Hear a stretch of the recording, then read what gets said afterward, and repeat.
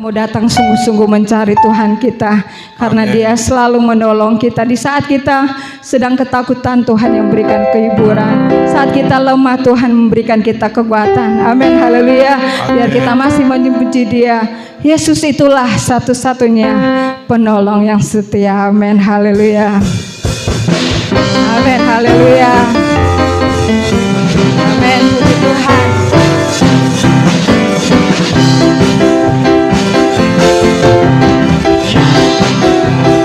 Satu-satunya penolongku yang sungguh, Dia berjanji akan kembali angkat kita semua. Oh, haleluya, puji Tuhan, upahmu besar di surga. Oh, haleluya, puji Tuhan, upahmu besar. Haleluya, haleluya. Yesus itulah satu-satunya penolongku yang sungguh, Dia berjanji akan kembali angkat kita semua. Oh, haleluya, puji Tuhan, upahmu besar di surga. Oh, haleluya, puji Tuhan, upahmu besar. Haleluya. Yesuslah roti kehidupan, Yesuslah air kehidupan. Siapa makan, siapa minum, dapat hidup selamanya. Yesuslah roti kehidupan, Yesuslah air kehidupan. Siapa makan, siapa minum, dapat hidup selamanya. Hidup selamanya. Yesusku hiduplah, hidup selamanya. Hidup selamanya. Yesusku hiduplah. Oh haleluya, oh haleluya. Yesusku hiduplah. Oh haleluya, oh haleluya. Yesusku. Amin, haleluya. Hidup selamanya. Yesusku hiduplah, Yesusku hiduplah. hidup selamanya. Yesusku hiduplah. Oh haleluya, oh haleluya. Yesusku hiduplah. Oh haleluya, oh haleluya. Yesusku hiduplah. Haleluya, amin. Haleluya, oh haleluya. Yesusku hiduplah. Oh haleluya, oh haleluya. Yesusku hiduplah. Amin, haleluya. Amin. Amin, puji bagi nama Tuhan. Haleluya. Puji bagi nama Tuhan. Biar Yesus hidup terus dalam kehidupan kita. Amin, haleluya. Dia yang menjadi roti makananku dan air minumanku, Tuhan, yang selalu menuntun kehidupan kita, yang selalu menolong kehidupan kita. Tidak dapat membalas kebaikan Tuhan selain kita persembahkan yang terbaik bagi Tuhan. Karena kepadanya lah aku telah bersuruh dengan mulutku, kini dengan lidahku aku memuji Tuhan. Amin, haleluya. Saya undang kita bangkit berdiri, kita akan nyanyikan pujian yang girang. Kita mau katakan namanya Tuhanku, biarlah hanya Engkaulah yang termulia. Amin, haleluya.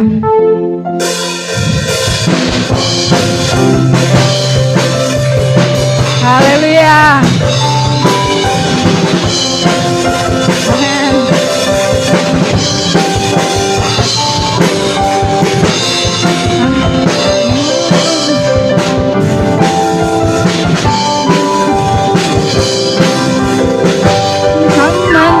Tuhanku menara yang teguh, kota benteng perlindunganku.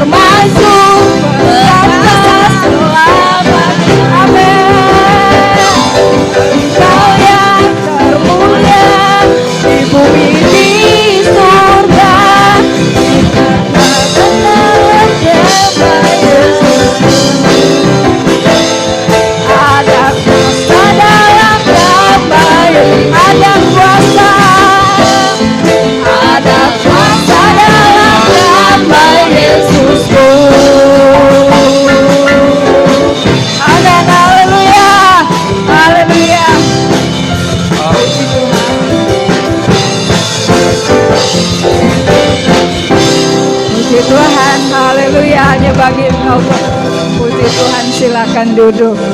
Ada kuasa dalam nama Yesus, amin. Kita percaya sungguh-sungguh kepada Tuhan, kuasa Tuhan itu luar biasa. Dalam nama Yesus itu menjadi kuasa yang besar dalam kehidupan kita. Puji bagi nama Tuhan. Sebentar kita mau mendengarkan firman Tuhan. Biar kita mau siapkan hati kita dibentuk oleh firman-Mu Tuhan. Tapi kami mau menyembah Engkau ya Tuhan. Engkau Tuhan yang besar, Engkau Allah yang ajaib ya Tuhan.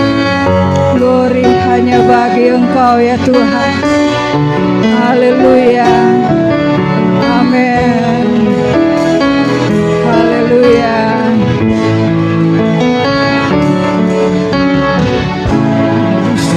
Akan selalu berganti. Haleluya. Kasih Tuhan tetap abadi,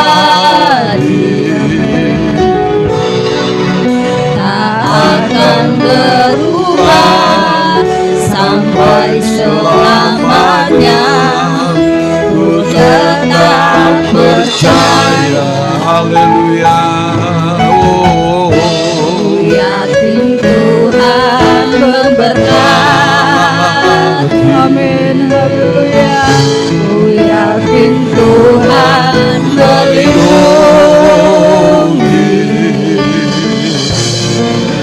Burung di udara Tuhan pelihara, karena kasih-Nya. Haleluya. Tuhan selalu menolongku,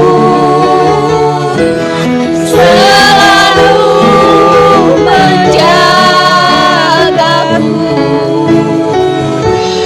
Selai di lampu tak akan terjatuh tanpa seizin-Mu.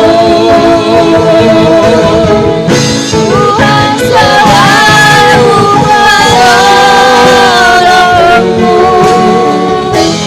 selalu menjagaku. Dia mengenyangkanku, memeliharaku seumur. Haleluya. Saya undang jemaat berdiri, kita nyanyikan pujian ini. Haleluya. Akan berlalu. Amin. Kasih Tuhan tetap abadi, Haleluya. tak akan berubah sampai selamanya. Ku tetap percaya. Haleluya. Tuhan memberkati. Amin. Haleluya. Ku yakin Tuhan melindungi. Burung di udara Tuhan pelihara, karena kasih-Nya. Haleluya. Tuhan selalu menolongku,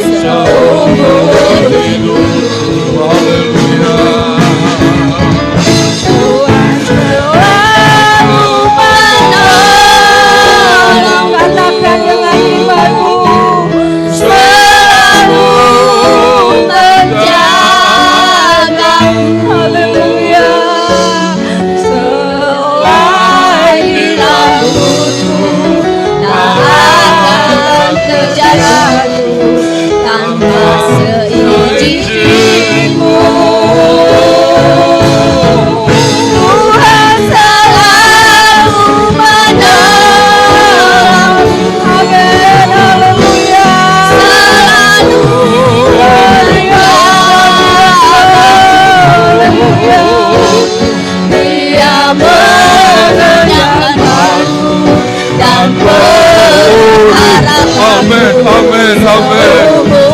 Lagi katakan Tuhan selalu, Tuhan selalu menolong. Haleluya, haleluya. Amin. Kau selalu menjaga kami Tuhan. Selagi rambutku tak akan terjadi tanpa seizinku. Tuhan selalu menolong. Haleluya. Selalu menjagaku. Dia mengenyangkanku dan peliharaku seumur hidupku. Haleluya. Dia mengenyangkanku dan peliharaku seumur hidupku. Dia selalu. Dia mengenyangkanku dan peliharaku seumur hidupku.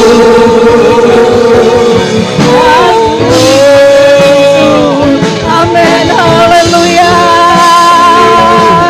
Haleluya Yesus. Biar kita mau menyembah Dia, kita mau sembah Dia. Haleluya.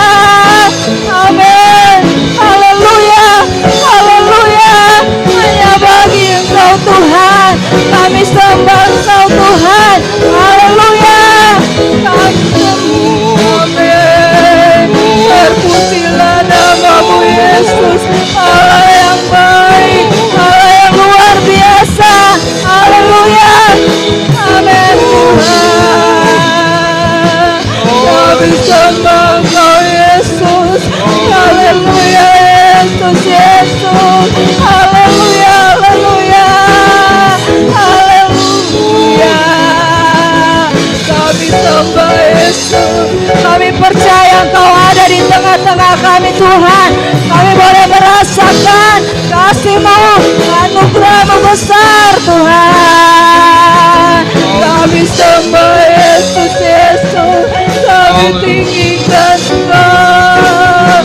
Haleluya. Amin. Kita nyanyikan lagi refnya saja. Dengan kasih Kristus nanti Bapak Rudi pimpin dalam doa. Tuhan selalu menolongku, selalu menjagaku. Selagi rambutku tak akan terjatuh tanpa seizinku. Tuhan selalu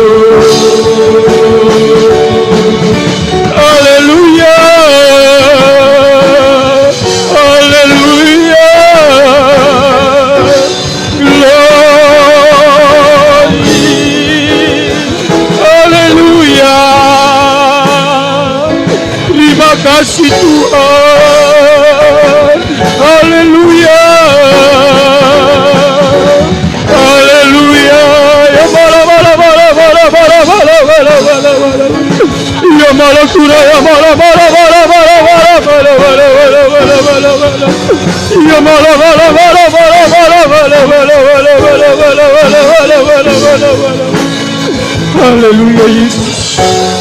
Glory, haleluya. Haleluya. Haleluya Yesus. Terima kasih Bapa di dalam surga. Sungguh Engkau baik di tengah-tengah kehidupan kami ya Tuhan. Kalau kami sudah naikkan pujian syukur kami ke hadapan-Mu, itu bukan karena kuat gagah kami ya Bapa, tapi itu kasih karunia daripada-Mu ya Tuhan. Karena kami datang ke tempat ini tidak ada lain ya Bapa, hanya untuk menyenangkan hati-Mu ya Tuhan. Bahkan ini yang menjadi balasan kami kepada-Mu ya Bapa. Terima kasih Bapa di dalam surga. Biar musim selalu berganti ya Tuhan, situasi dan kondisi terus berubah ya Bapa, tapi pertolongan-Mu tetap ada di tengah-tengah kehidupan kami. Bahkan berkat-Mu terus mengalir di dalam kehidupan kami ya Bapa. Terima kasih Bapa di dalam surga. Kami sudah naikkan pujian syukur kami ke hadapan-Mu ya Tuhan. Kami saatnya akan mendengarkan sebagian daripada kebenaran firman-Mu ya Bapa. Urapi kami umat-umat-Mu ya Tuhan. Urapi firman-Mu ya Bapa. Bahkan terlebih urapi hamba-Mu ya Tuhan, yang akan menyampaikan kebenaran firman-Mu dengan urapan yang khusus daripada-Mu ya Bapa. Sehingga apa yang Kau sampaikan melalui hamba-Mu ya Tuhan tertanam di dalam hati dan pikiran kami, memotivasi kehidupan kami ya Bapa, bahkan menjadi kami berubah di dalam hidup ini ya Tuhan. Ini semua untuk hormat kemuliaan nama-Mu saja. Terima kasih Bapa di dalam surga. Bila mana ada kuasa-kuasa kegelapan, roh-roh yang jahat yang mau mengganggu konsentrasi hati pikiran kami usir, patahkan di dalam nama Yesus. Engkau keluarkan dari hati pikiran kami. Terima kasih Bapa di dalam surga. Kami mau sambut kebenaran firman-Mu di dalam nama Tuhan kami Yesus Kristus. Haleluya. Amin. Amin. Haleluya. Puji Tuhan. Kita akan melihat firman Allah pagi hari ini dalam kitab Mazmur pasalnya yang ketiga. Mazmur pasal yang ketiga, kita akan baca ayat 2 dan sampai dengan ayatnya yang keempat. Dalam kitab Mazmur pasal 3 ayat 2 sampai 4. Kalau kita sudah temukan, kita hormati pembacaan firman Allah. Kita berdiri bersama-sama. Kita baca mulai ayat 2, 3. Ya Tuhan, betapa banyaknya lawanku. Banyak orang yang bangkit menyerang aku. Banyak orang yang berkata tentang aku, baginya tidak ada pertolongan daripada Allah. Tetapi Engkau Tuhan adalah perisai yang melindungi aku. Engkaulah kemuliaanku dan yang mengangkat kepalaku. Puji Tuhan. Silakan duduk. Kalau kita berbicara tentang kitab Mazmur, kitab Mazmur adalah satu kitab yang terpanjang dari seluruh Alkitab. Tapi di dalam kitab Mazmur ada begitu banyak sekali pelajaran-pelajaran yang kita temukan yang memiliki makna rohani untuk pertumbuhan iman kita kepada Tuhan. Kalau kita lihat bagaimana belajar untuk memuji Allah ada dalam kitab Mazmur. Bagaimana kita menyembah Allah dengan benar ada dalam kitab Mazmur. Bagaimana kita bisa mempersembahkan musik, pujian, penyembahan ada di dalam kitab Mazmur. Bagaimana kita berdoa dan dapat didengar oleh Tuhan. Bahkan pun kalau kita belajar tentang kehidupan ini, dari segala macam masalah tantangan dalam kehidupan ini yang berakhir dalam pertolongan dan kemenangan, itu dapat kita lihat dalam kitab Mazmur. Ada begitu banyak sekali pelajaran berharga di dalam kitab Mazmur ini. Maka di dalam ayat yang kita baca ini, kita melihat bagaimana suatu pengalaman pahit yang dialami oleh Raja Daud ini. Dikatakan dalam ayat ini, ya Tuhan, betapa banyaknya lawanku. Dalam terjemahan lain berkata begini, ya Allah, betapa banyaknya musuhku. Bukan sedikit. Padahal Daud ini kalau kita pelajari, dia adalah seorang sejak remaja, dia dekat dengan Tuhan. Suka memuji menyembah Allah. Dia memang sering dibuli bahkan oleh keluarganya sendiri. Nah saudara-saudara, dari begitu banyak masalah yang dia hadapi, dan setelah kita lihat dalam perjalanan hidupnya, meskipun dia itu banyak berbuat baik, tetapi ternyata juga banyak lawannya, banyak musuhnya. Tidak sedikit musuhnya.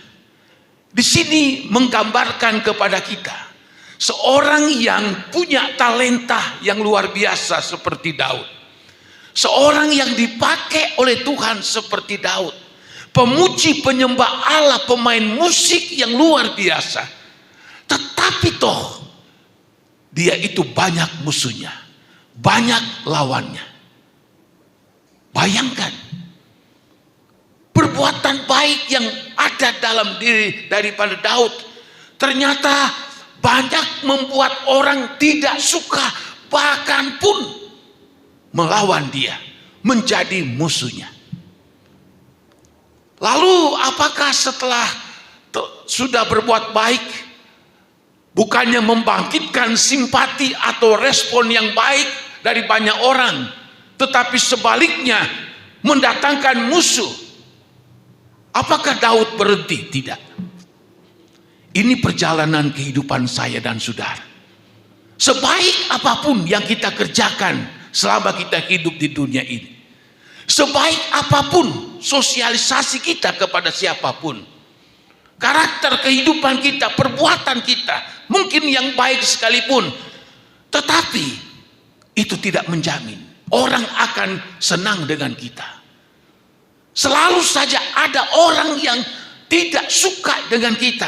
Selalu saja ada lawan, ada musuh yang tidak suka dengan kita.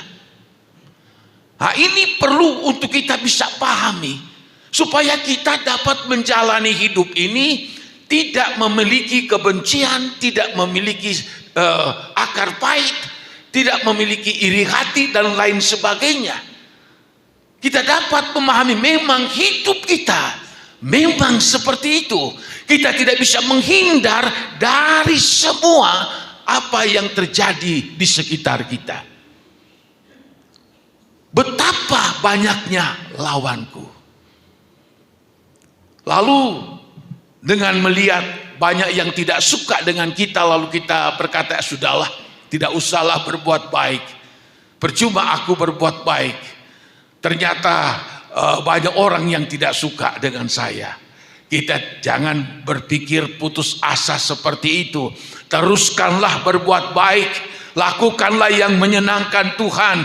Apa yang baik, apa yang menyenangkan Tuhan, apa yang mungkin membuat orang tidak suka, terus kita lakukan yang baik, yang positif. Nah saudara-saudara, lalu dalam ayat berikutnya, dia tidak berhenti di situ. Malah berkata begini, banyak orang yang bangkit menyerang aku. Kalau di dalam ayat 2 betapa banyaknya lawanku, itu mungkin dia dengar apa kata orang. Daud, si A ini tidak suka sama kamu. Si B ini tidak senang sama kamu. Dia mungkin masih dengar dari lingkungan, dari orang-orang yang ada di sekitar itu. Tetapi dalam ayat berikutnya, banyak orang yang bangkit menyerang aku. Jadi ini bukan cuma kabar berita dari luar, tetapi ini sudah terang-terangan, sudah ada di depan. Sudah ada. Dia sudah nongol. Bukan hanya sekedar mungkin ancaman, oh tidak suka, tidak senang. Tapi dalam ayat ini banyak orang yang bangkit menyerang aku. Tadinya disebut banyak orang, betapa banyaknya lawanku.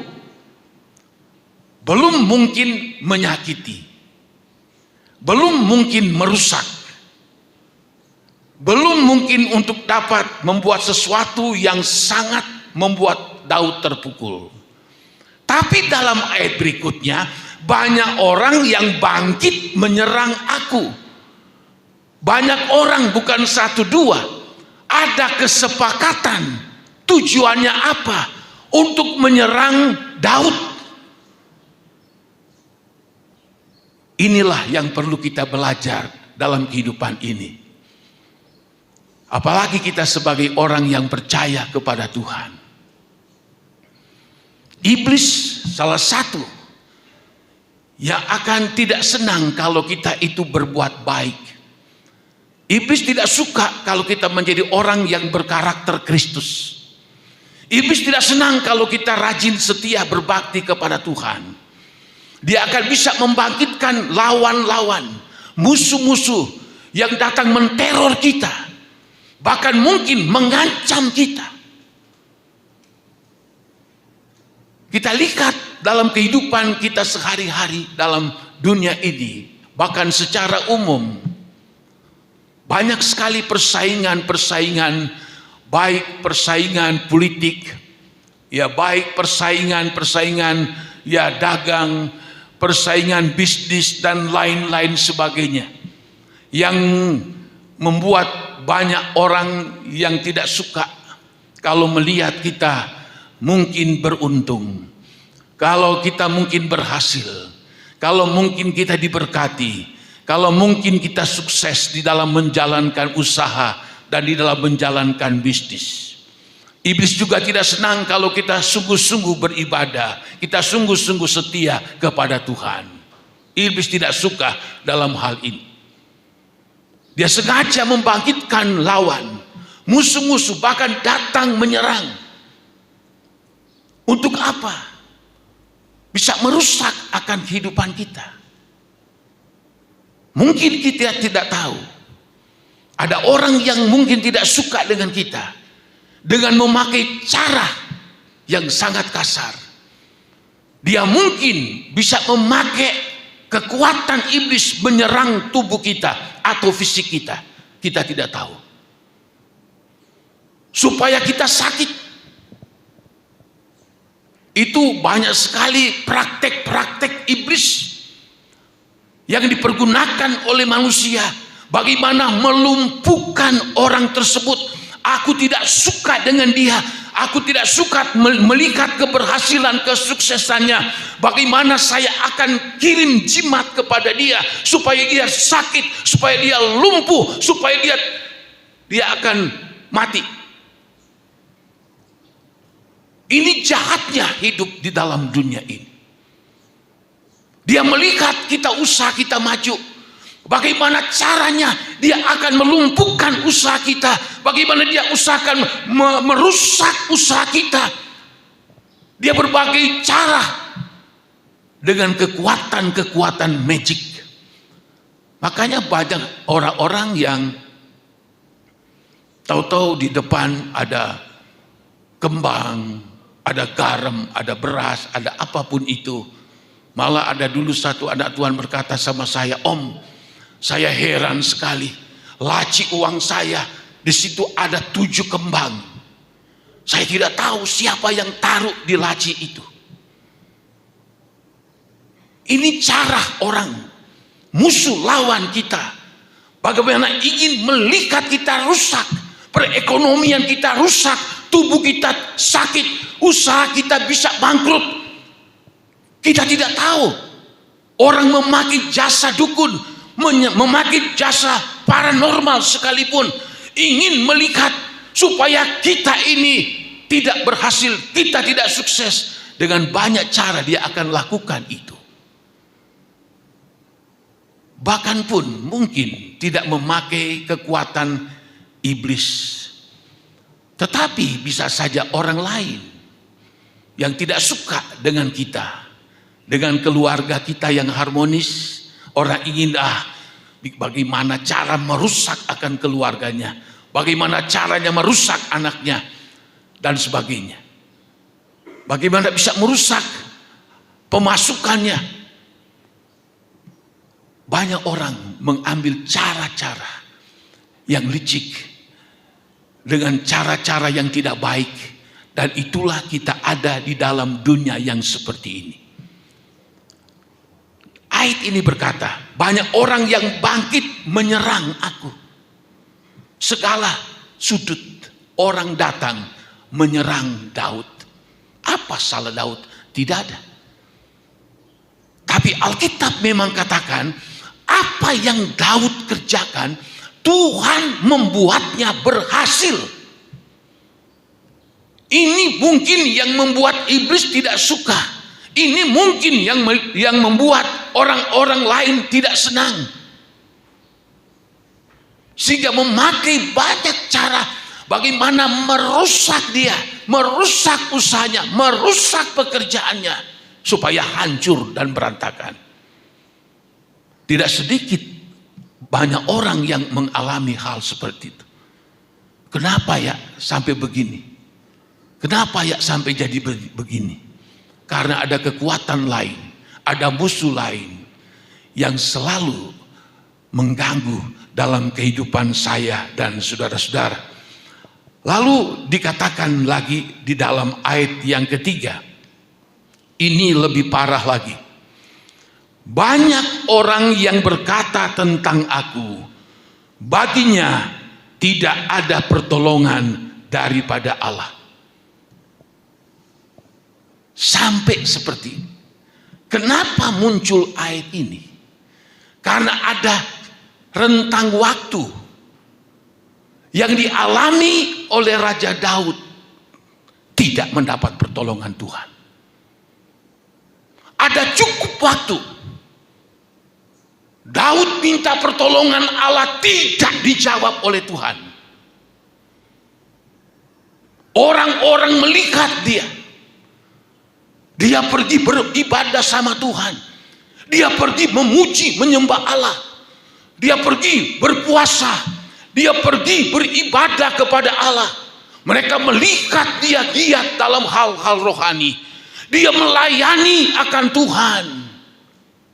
Sebab Daud seorang pemain kecapi yang mahir pada waktu itu. Dia juga mengepalai orang-orang yang semacam WL, singer, pemain musik. Sebab Daud dikaruniakan Allah mengetahui semuanya hal itu. Dia giat di dalam ibadah. Kenapa? Ada beberapa ayat dikatakan, kalau ada satu orang saja berkata kepada Daud, ayo mari ke rumah Tuhan, mari pergi beribadah. Dalam kitab Mazmur 42, apa yang dilakukan oleh Daud? Maka aku tinggalkan semua segala usahaku, segala pekerjaanku, aku berlari-lari datang di dalam rumah Allah. Bahkan kalau orang datang berkata, mari ke rumah Allah, dia katakan, hatiku terbakar karena cintaku akan rumah Allah. Begitu luar biasanya Daud dalam melayani Tuhan, dalam beribadah kepada Allah, cintanya akan Tuhan, cintanya akan beribadah kepada Allah. Dia tidak malu. Dia mau dia berlari-lari untuk lebih dulu datang di dalam rumah Tuhan. Ini memberi petunjuk untuk saya dan saudara. Betapa pentingnya kita beribadah. Dalam ibadah itu tidak langsung firman Tuhan. Ada pujian penyembahan lebih dulu. Pujian penyembahan itu, makanya ada musik, pujian dan penyembahan. Ini harus ada dalam setiap ibadah. Kenapa? Dalam Alkitab dikatakan, dengan memainkan musik menyembah Allah, dengan memuji Allah, menyembah Dia dalam roh dan kebenaran, hadirat Allah itu turun. Kalau hadirat Allah itu turun dalam kehidupan kita, beban apapun, kesulitan apapun, masalah apapun yang kita hadapi, maka hadirat Allah itu akan memberikan kita damai, sejahtera, sukacita yang dikerjakan oleh Roh Kudus. Saya bersyukur saudara seringkali lihat jemaat masih 8:30 sudah pada datang. Aduh, terima kasih Tuhan. Ini satu wujud cinta akan rumah Allah. Cinta untuk datang beribadah, memuji dan menyembah kepada Tuhan. Bagaimana Allah akan datang memberkati kita dengan firman Allah dan kebenaran dan urapannya Allah. Lalu kita belum berkontribusi kepada Tuhan, memberikan sesuatu yang menyenangkan Tuhan, memuji, menyembah Dia dalam roh dan kebenaran. Kita mungkin anggap pujian penyembahan itu sepele, enteng. Jangan. Itu sangat bernilai tinggi di hadapan Tuhan. Kalau kita hargai pujian penyembahan di hadapan Tuhan, Tuhan senang dengan kita. Apapun masalah kita, kalau Tuhan sudah menguasai hati kita dengan damai sejahtera, dengan sukacita Roh Kudus, ini membuat kita bertumbuh, berbuah-buah di dalam Tuhan. Ini kita lihat dalam ayat yang kita baca ini. Banyak orang berkata tentang aku, baginya tidak ada pertolongan Allah selama dia beribadah, berdoa, berpuasa, memuji, menyembah Allah. Dia berikan waktunya, berikan talentanya. Orang lain yang menyaksikan, orang lain yang melihat. Kau aku lihat seminggu, 2 minggu, sebulan kau datang beribadah, tidak ada pertolongan Tuhan. Kau sudah 3 bulan berbakti, sudah datang memuji menyembah Allah, memberikan waktumu, tenagamu, talentamu, tidak ada jawaban. Udah 1/2 tahun belum ada jawaban dari Tuhan. Makanya kalau kita membaca di dalam Mazmur pasal 31, sampai Daud pun dikatakan dalam Mazmur 31 ayat yang ke-23, aku menyangka dalam kebingunganku, aku telah terbuang dari hadapan matamu. Sampai Daud menyangka bahwa dia sudah terbuang dari hadapan Tuhan. Kenapa? Tidak ada jawaban doa. Dia tetap dalam pergumulan. Dia tetap susah. Dia tetap ditekan. Dia tetap hidup dalam masalah. Tidak ada solusinya. Dia merasakan, wah, apa Tuhan sudah membuang saya? Sampai saya begini-begini saja. Saya sudah rajin ke gereja, saya sudah suka berkorban, beri waktu tenaga saya, tapi tidak ada jawaban dalam doa saya. Saya minta Tuhan berkati saya, tapi saya belum mendapatkan berkat Tuhan. Saya minta penyakit saya disembuhkan, tapi saya masih begini saja. Saya minta ada solusi dalam masalah, tetap aja begini. Tidak ada jalan keluar. Sepertinya Tuhan telah membuang aku. Itu sebabnya dalam ayat yang ketiga, banyak orang berkata tentang aku, oh baginya tidak ada lagi pertolongan daripada Tuhan. Ini orang yang berkata. Tuh lihat si Daud ya, orangnya sudah datang ke gereja, lebih dulu berlari-lari malah. Dia memuji Allah dengan sungguh-sungguh, menyembah dalam roh dan kebenaran. Dia ahli memain kecapi. Dia juga sering juga membawakan kebenaran firman Allah. Tapi kau lihat, dia masih kayak gini. Dia masih seperti itu. Masih tetap susah. Masih tetap dia alami persoalan, tidak ada solusinya. Andai kata sakit, ya tetap sakit. Andai kata miskin, ya tetap miskin. Tidak ada solusinya. Begitu banyak orang datang melihat dia, tidak ada lagi pertolongan Allah. Kalau kita sudah setia mengiring Tuhan, lalu ada orang melihat, wow, kamu sudah ikut Tuhan sudah lama ya, tapi kok uripe sira kok kayak kenen baik. Buat apa ibadah? Ya, buat apa kamu setia berbakti? Buat apa kamu sungguh-sungguh? Buat apa kamu begini begitu? Ini wah macam-macam. Itu bisa aja muncul. Ada seorang anak Tuhan berkata kepada saya, waduh om, kalau saya rajin ke gereja, tetangga saya ngoceh aja. Kenapa? Wah, saya kayak pendeta baik. Apa pak gereja? Apa pak gereja? Uripe sira mangkenen baik. Ini orang ini katakan sama saya. Tapi berjalannya waktu dia katakan, orang yang mengatakan itu kepada saya, om terbalik. Saya ditolong Tuhan, dia tidak ditolong Tuhan. Itu kesaksian. Memang ada waktunya. Dalam satu masa kita sudah berdoa, kita setia beribadah, kita lakukan firman Allah itu, tapi kita belum mendapatkan jawaban, belum mendapatkan pertolongan daripada Tuhan. Nah, di sini Tuhan izinkan kita diuji.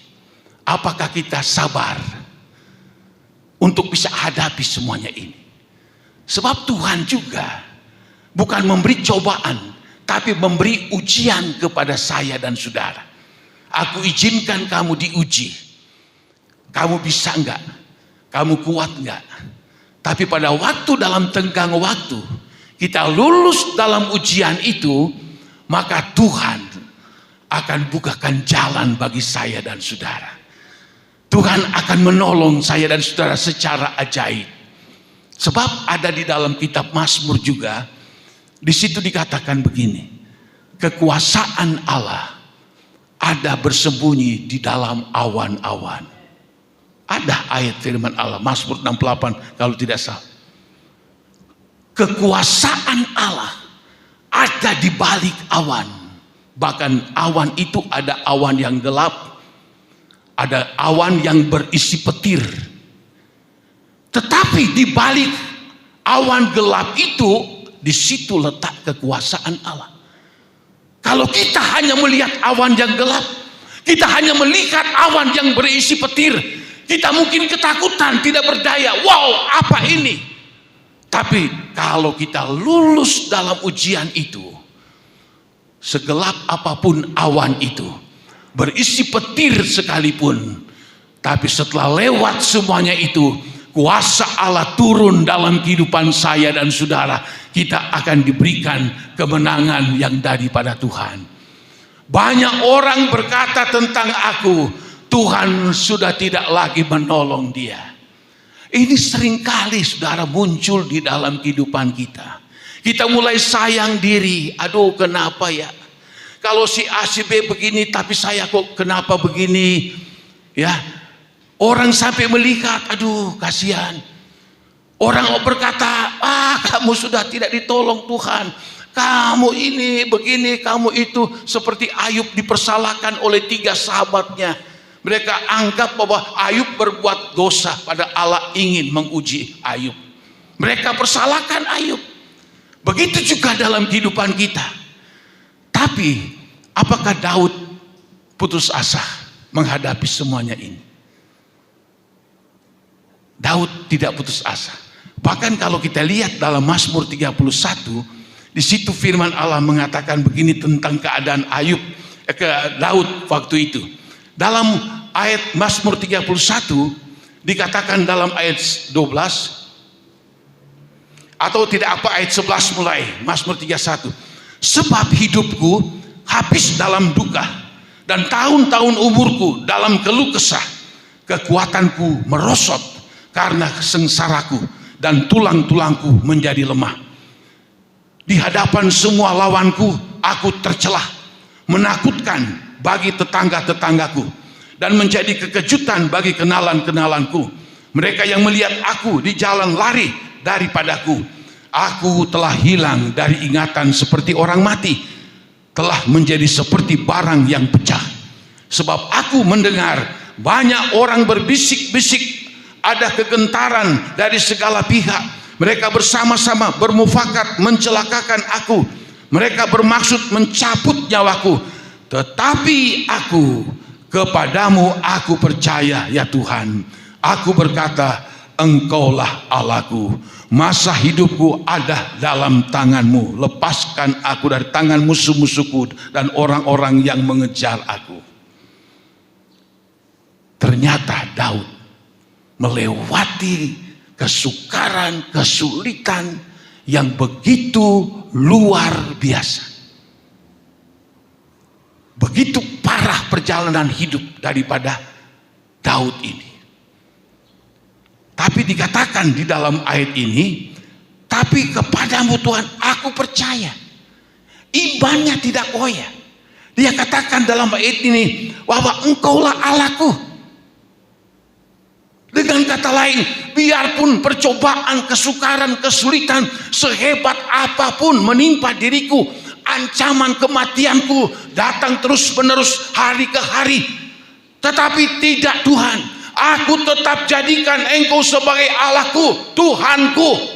Aku tidak goyah imanku. Bahkan dikatakan dalam ayat 16, masa hidupku ada dalam tangan-Mu Tuhan. Ini pegangan kita. Sekuat sehebat apapun masalah yang kita hidup, orang mungkin tidak suka, tidak senang, memojokkan kita, dan banyak hal yang terjadi yang tidak baik dalam kehidupan kita. Kita tetap yakin kita punya Allah yang selalu melihat kita. Kita selalu datang dekat dengan Tuhan, bahwa Dialah Allah yang sanggup menyertai, menolong, tidak akan membiarkan saya dan saudara. Lalu kita lihat dalam ayat ini, dalam Mazmur 3 ini, ayat 4, tetapi Engkau Tuhan adalah perisai yang melindungi aku, Engkaulah kemuliaanku dan yang mengangkat kepalaku. Daud tidak patah semangat. Dia tidak goyah. Dia tidak lemah. Dia tidak bersungut sama Tuhan. Malah dikatakan dalam ayat ini, tetapi Engkau Tuhan adalah perisai melindungi aku. Dia tahu, yakin dengan iman, sekuat apapun kamu datang mau menghancurkan aku, mau menghancurkan keluargaku, menghancurkan akan usahaku, menghancurkan bisnisku, usahaku, sekuat apapun, tetapi aku tahu Allah itu sebagai perisai bagiku. Makanya di dalam ayat firman Allah, Daud berkata, Engkaulah gunung batuku, Engkaulah kekuatanku, dan Engkaulah perisaiku. Aku tidak akan goyah dan aku tidak akan takut. Perisai itu dulu zaman Romawi sebagai alat untuk menangkis pedang atau tombak. Kalau pedang datang dari depan, perisai itu dihadapkan ke sini. Dia datang di sebelah kanan, dihadapkan ke belakang. Perisai itu melindungi dari pedang ataupun tombak yang datang kepada kita.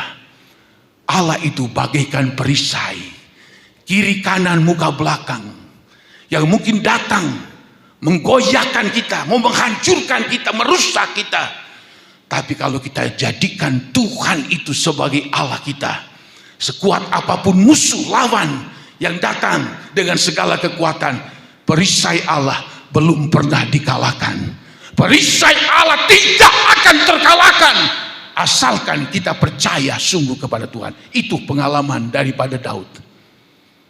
Makanya banyak ayat berkata, berbahagialah orang yang berlindung kepada Tuhan. Berbahagialah orang yang percaya sungguh kepada Allah. Biarlah kita hidup di tengah dunia yang tidak menentu ini, kita jadikan Tuhan itu sebagai perisai, penolong, pelindung, gunung batu kita yang teguh, yang kokoh, sehingga kita dapat menjalani hidup ini. Kita tidak stres dengan melihat semua situasi, melihat semua keadaan yang bisa membingungkan kita. Kenapa begini? Kenapa begitu? Kenapa terjadi ini? Kenapa terjadi begini? Kita seringkali bingung, seringkali tidak berdaya. Tapi kita lihat dalam ayat 4 dan ayatnya yang ke-6, ayat 5, dengan nyaring aku berseru kepada Tuhan. Ya. Dan ia menjawab aku dari gunungnya yang kudus. Ayat 4 bagian akhir, engkaulah kemuliaanku dan yang mengangkat kepalaku.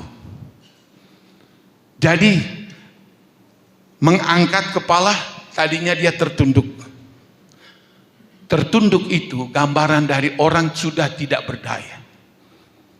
Tertunduk itu gambaran dari orang yang merasa malu. Malu karena masalah, malu karena beban yang berat, malu karena mungkin sudah terpojok, malu karena sudah sama sekali tidak ada yang dapat lagi untuk bisa mengangkat kepalanya. Sudah sama sekali tidak berdaya. Seringkali kita melewati hal-hal seperti itu. Tidak ada lagi yang bisa menolong kita. Segala sesuatu terjadi seperti terus menekan kita, membuat kita tidak berdaya. Kepala kita tertunduk, merasa tidak berdaya, mungkin merasa malu. Tapi Tuhan, Dia angkat kepala kita. Puji Tuhan. Manusia bisa mengangkat, malah juga bisa lebih membungkukan kita. Tapi kalau Tuhan yang mengangkat kita, Dia angkat kita. Sehingga rasa malu itu diganti dengan kemuliaan dari Allah. Seperti ayat ini dikatakan, engkaulah kemuliaanku dan yang mengangkat kepalaku. Kita akan diberikan kemuliaan oleh Tuhan. Kalau Tuhan angkat kepala kita, angkat dari setiap masalah, angkat kita dari setiap tekanan dan lain sebagainya, kita dimuliakan oleh Tuhan. Tuh lihat, ternyata Dia punya Allah begitu luar biasa. Jangan putus asa saudara, bila mana kita melewati hal seperti itu. Ada satu contoh dalam Alkitab, Mazmur 73. Mazmur 73 di situ seorang pelayan Tuhan yang sangat dipakai oleh Tuhan, tapi mengalami kemalangan, kepahitan dalam kehidupannya. Dalam Mazmur pasal 73. Di situ firman Allah katakan begini, supaya kita bisa lihat. Ayat 1 berkata begini, sesungguhnya Allah itu baik bagi mereka yang tulus hatinya, bagi mereka yang bersih hatinya. Ayat 1 kesimpulan dari pengalaman yang bernama Asaf ini. Asaf ini adalah seorang pemimpin WL, pemimpin musik, dipakai oleh Tuhan. Dia punya bakat yang luar biasa dalam pelayanan. Lalu dikatakan bahwa ayat 2, tetapi aku sedikit lagi maka kakiku terpleset, nyaris aku tergelincir. Melihat situasi yang tidak baik, hampir saja dia jatuh, tergelincir. Dalam arti tinggalkan Tuhan, kecewa, bersungut. Lalu sebab aku cemburu kepada pembual-pembual atau pembohong-pembohong, aku melihat kemujuran orang-orang fasik. Orang berdosa, orang fasik kok mujur. Tidak ada kesakitan yang ada pada mereka. Mereka gemuk tubuh mereka. Mereka tidak mengalami kesusahan manusia. Dan mereka tidak kena tulah seperti orang lain. Sebab itu mereka berkalungkan kecongkakan dan berpakaian kekerasan dan seterusnya. Apa yang dilihat oleh Asaf? Orang tidak ke gereja, orang yang tidak berbakti, orang yang fasik, tapi kok diberkati. Makan minum cukup, mereka gemuk, mereka sehat. Tetapi saya melayani Tuhan dengan sungguh-sungguh. Waktu, tenaga, talenta saya berikan untuk Tuhan, tapi hidup saya kok begini-begini saja. Dia sampai hampir tergelincir melihat semuanya itu. Dia merasa iri, dia merasa, aduh kenapa ya hidup saya kok kayak gini. Sedangkan orang berdosa, orang fasik kok kelihatannya enak. Tidak apa-apa. Mereka makan minum cukup, malah gemuk katanya. Apa yang mereka mau, mereka dapati. Goncang iman daripada Asaf ini. Dia pikir, kenapa ya bisa begitu? Ini ada satu ketidakadilan. Dia renungkan, kenapa. Tidak ada jawaban.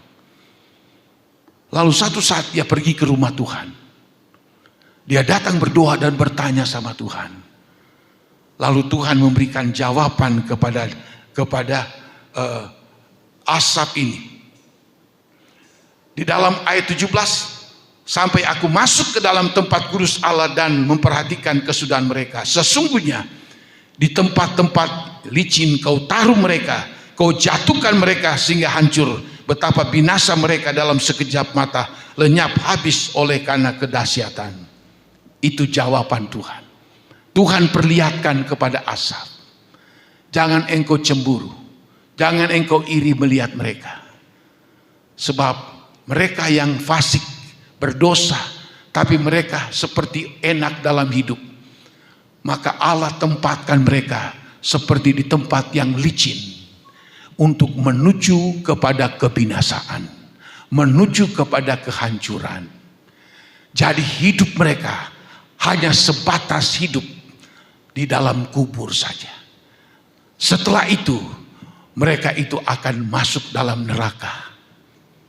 Asaf baru sadar perjuangan hidupnya tidak hanya seperti mereka. Ada kelanjutannya untuk hidup kekal bersama Tuhan di dalam kerajaan surga. Tapi orang-orang ini yang tadinya dia iri, dia cemburu melihat keberhasilan mereka. Ternyata Tuhan tempatkan mereka bagaikan di tempat yang licin menuju kepada kebinasaan. Makanya di dalam Amsal, dalam kitab Mazmur ada ayat berkata, jangan iri dan cemburu kepada orang fasik oleh sebab mereka kaya. Jangan. Makanya kita belajar akan firman Allah ini. Bagaimana Daud ini, dia tetap pegang firman Tuhan. Dia tidak goyah dalam menghadapi. Setelah dia punya iman, sebab dia tahu Allah tidak mungkin salah. Allah tidak mungkin salah berbuat baik atau berbuat apapun yang aku tidak suka. Allah punya tujuan yang pasti. Meskipun aku sudah berdoa, tidak ada pertolongan, aku tidak akan goyah. Tapi setelah dia pasrah dan berharap sama Tuhan, dia beriman sama Tuhan. Sebab iman itu dikatakan dalam Ibrani 11 ayat 1, dasar dari segala sesuatu yang engkau harapkan. Dasar dari segala sesuatu yang kita harapkan, dan bukti dari segala sesuatu yang belum kita lihat, itu iman. Apa harapan kita? Kita punya harapan. Masa depan kita, masa depan anak-anak kita, masa depan keluarga, masa depan usaha, masa depan pekerjaan kita. Kita landaskan di dalam iman. Iman kepada Tuhan dengan kokoh, tidak mudah goncang. Dan bukti dari segala sesuatu, meskipun kita belum lihat, tapi kita yakin jawaban Allah pasti akan datang. Itu yang dipegang oleh Daud. Dia pegang ini. Dia tetap beriman, tidak goyah. Meskipun kamu mengatakan tidak ada pertolongan lagi kepada si Daud ini, tapi tidak buat aku tetap beriman sama Tuhan. Dan setelah dia taruhkan harapannya, imannya kepada Tuhan, dan luar biasa ayatnya yang ke-6, aku membaringkan diri lalu tidur, aku bangun sebab Tuhan menopang aku. Amin. Di sini kita lihat, aku membaringkan diri lalu tidur. Wah, lelap sekali tidurnya Daud. Selama ini dia dapat tantangan, banyak orang lawan dia. Musuh bangkit menyerang dia siang malam, terus menerus dia stres. Sebelum dia paham maksud Tuhan dalam dirinya, siang malam dia stres, depresi, hadapi semua masalah yang dia hadapi ini. Bertubi-tubi. Bayangkan kalau kita terjadi dalam diri kita. Kita mungkin sama seperti dia. Makan tidak enak, tidur juga tidak enak. Apalagi kalau orang stres, saudara. Dokter katakan, kalau orang stres, dia depresi, wah bahaya. Tidak bisa tidur. Dan itu bisa membuat umur jadi pendek. Karena stres, depresi, lalu tidak bisa tidur. Itu sangat berbahaya untuk kesehatan tubuh. Daud dia dapat hikmat dari semuanya itu. Buat apa? Urusanku, masalahku, semua aku pasrahkan sama Tuhan. Aku beriman kepada Dia. Kenapa aku pusing? Tuhan kok perisaiku. Aku tidak takut. Dia bisa mampu mengendalikan, memanage pikirannya, memanage perasaannya, memanage keinginannya. Dia sanggup, dia mampu. Sehingga semua tekanan-tekanan pikiran, tekanan batin, tekanan perasaan, itu yang begitu mengusik dia siang dan malam. Sehingga sampai tidak bisa tidur, mungkin tidak bisa makan. Dia katakan tidak, semua untuk itu. Aku berharap sama Tuhan. Kenapa aku takut? Kenapa aku khawatir? Tuhan adalah perisaiku. Aku serahkan semua kepada Tuhan. Makanya ada 1 Petrus 5 ayatnya yang ke-7. Serahkanlah segala kekhawatiranmu kepada Allah. Dia memperdulikan kamu. Lalu Daud pergi tidur dan dia tertidur. Lalu dia bangun lagi. Normal. Nah, orang kalau sudah tidak bisa tidur karena tekanan demi tekanan, aduh bahaya. Daud serahkan. Lalu aku pergi tidur. Aku membaringkan diri. Aku tidak peduli semua. Aku serahkan sama Tuhan. Lalu aku tidur. Ya, tidur. Lalu bangun, ya bangun. Sebab Tuhan menopang aku. Ini jawabannya. Aku tahu. Mau aku tidur, mau aku bangun, Tuhan perisaiku. Dan Dia akan menopang. Aku serahkan semua hidup kepada Tuhan. Dalam Mazmur 37 juga dikatakan, serahkanlah segala khawatir dan takutmu kepada Tuhan. Dia tahu bagaimana mengatasi masalah-masalah yang dihadapi. Lalu kita lihat dalam ayat seterusnya. Dan akhirnya dia mendapatkan kemenangan. Aku tidak takut kepada puluhan ribu orang. Tadinya 5-10 orang dia mungkin sudah takut. Sekarang mau puluhan ribu orang juga yang datang menyerang aku tidak takut. Ya, dikatakan di sini. Bahkan mereka siap mengepung aku tidak takut. Ya, bangkitlah Tuhan, tolonglah aku ya Allahku. Ya, Engkau telah memukul rahang semua musuhku dan mematahkan gigi orang-orang fasik. Dari Tuhan datang pertolongan, berkat-Mu atas umat-Mu. Ini suatu kesaksian hidup yang dialami oleh Raja Daud. Begitu hebat sekali persoalan, tekanan, ujian bertubi-tubi di dalam kehidupannya. Tapi kuncinya di sini. Kenapa? Dia diberkati oleh Tuhan luar biasa. Hidupnya memang tidak luput dari tantangan, tidak luput dari masalah. Begitu hebat sekali. Tapi akhir hidup Daud begitu luar biasa. Sebelum dia mati, dia sudah tunjukkan lebih dulu siapa yang akan jadi raja. Anaknya bernama Salomo. Dia memberi pesan-pesan dulu kepada istri dan kepada anaknya. Lalu Alkitab katakan, maka matilah Daud dengan begitu lanjut umurnya, sangat lanjut umurnya, penuh dengan kekayaan dan penuh dengan kemuliaan.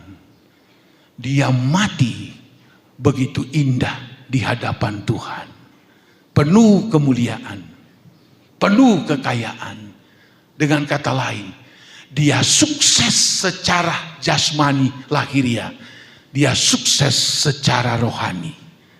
Ini yang harus kita capai dalam hidup ini. Jangan kita hanya sukses secara lahiriah saja, tapi tidak sukses dalam soal rohani. Banyak orang terbalik. Sukses dulu secara jasmani, lalu sukses secara rohani. Bagaimana nanti? Daud berjalan bersama. Alkitab katakan apa?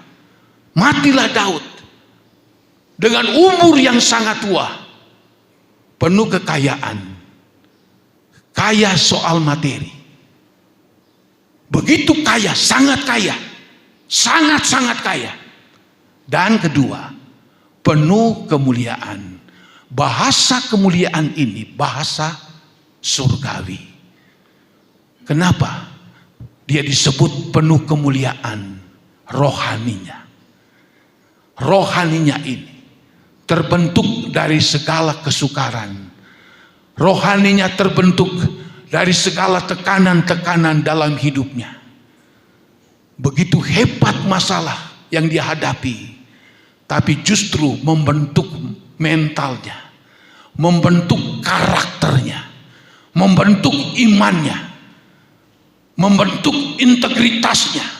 Rohaninya mantap di dalam Tuhan, sehingga Alkitab katakan dia mati dalam kemuliaan. Ini penting bagi saya dan saudara-saudara. Saya ulangi lagi, jangan kita mati hanya sukses secara lahiriah. Oh, kita memang kaya, mungkin banyak uang, banyak deposito. Buat apa kalau kita hanya mati dengan cara seperti itu, tapi kita tidak mendapatkan kemuliaan Allah? Kita merasa cukup, oh aku sudah sukses, aku sudah berhasil, tapi hanya sampai di situ. Carilah yang lebih nilai tinggi dari itu.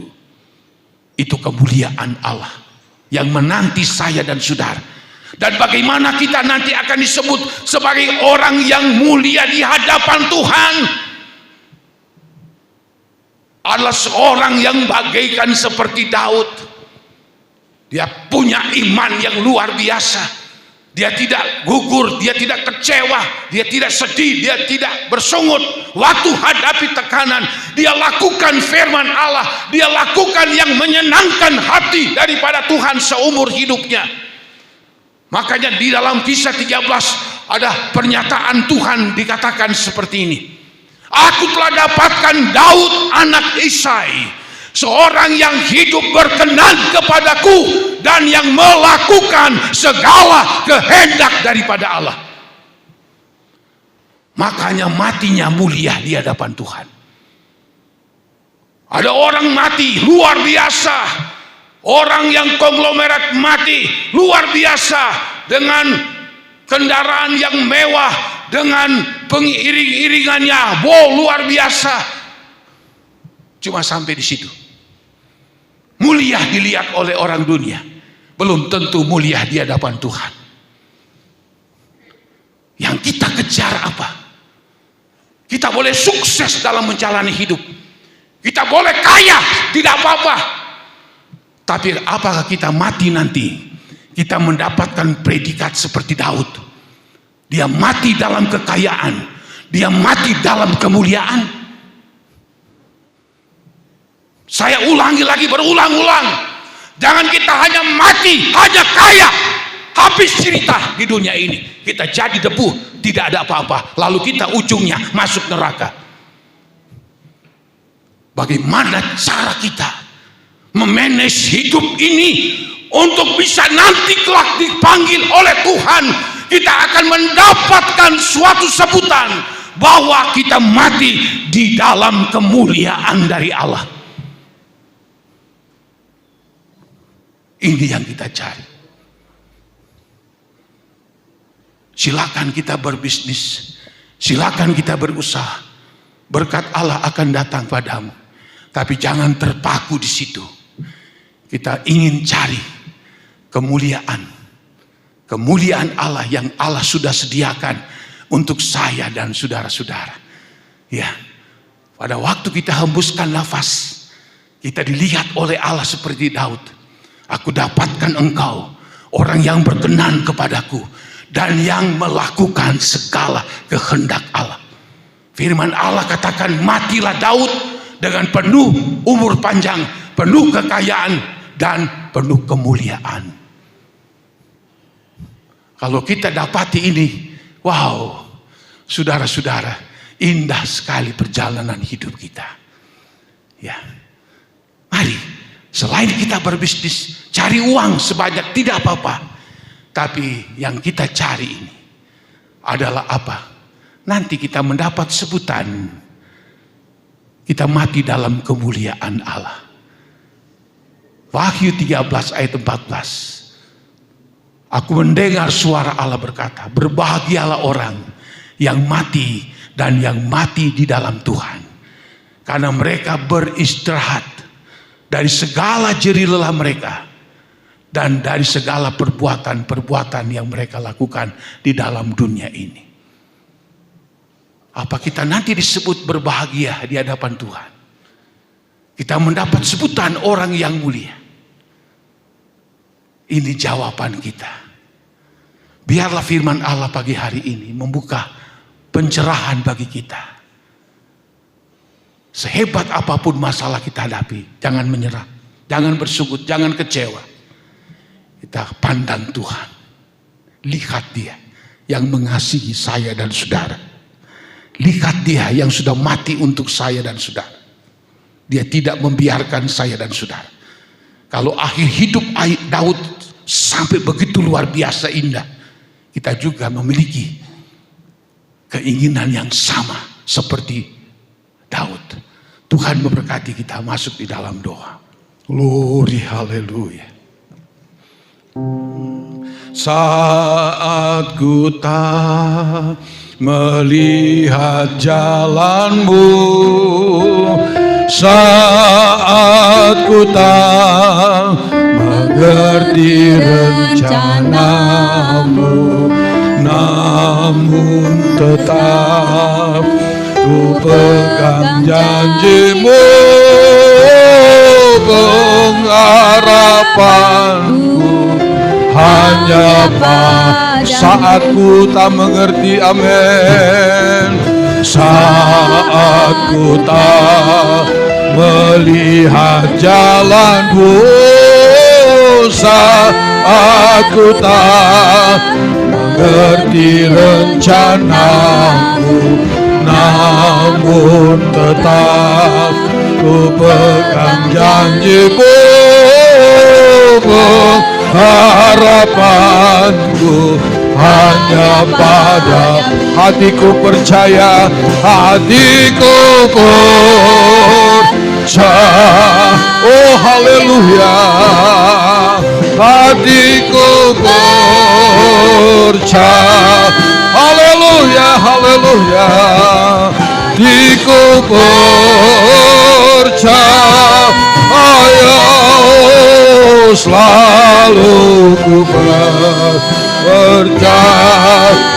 Saat ku tak melihat jalanmu, amin. Saat mungkin kita seperti Raja Daud, banyak sekali lawan datang, banyak sekali musuh bangkit melawan dia, seolah tidak ada jalan keluar. Namun dia tetap pegang janji dari Tuhan. Dia tahu firman Allah itu ya dan amin adanya. Dia tetap percaya, berharap hanya kepada Tuhan, amin. Oh hatiku percaya, tetap percaya, hatiku percaya. Di Bapak Tommy berdoa, haleluya, hatiku percaya, selalu ku percaya, hatiku percaya, hatiku percaya, oh tetap kita percaya, Yesus tidak membiarkan saya dan saudara, haleluya, percaya, amin. Hatiku percaya, oh selalu ku percaya, oh sekali lagi hatiku percaya, amin. Oh hatiku percaya, oh kami tetap percaya, amin. Oh hatiku percaya, haleluya, amin. Hatiku percaya, oh selalu ku percaya, oh selalu ku percaya. percaya, oh selalu ku percaya.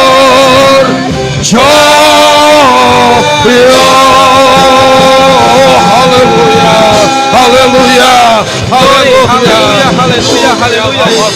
Oh, ya haleluya, haleluya, haleluya. Yesus, haleluya. Glory, glory, haleluya. Yesus, haleluya, haleluya, haleluya, haleluya. Yesus, Yesus, Yesus, amin, amin. Glory, haleluya, haleluya, haleluya, haleluya. Glory, glory, glory, glory, glory, glory. Glory, haleluya, haleluya, haleluya. Amin, amin, amin. Yesus, amin, amin, haleluya. Glory, glory, glory, glory. Glory, haleluya, haleluya, haleluya. Glory, haleluya, haleluya. Terima kasih Tuhan, terima kasih Yesus. Terima kasih Roh Kudus, terima kasih ya Tuhan. Sungguh benar ya Tuhan.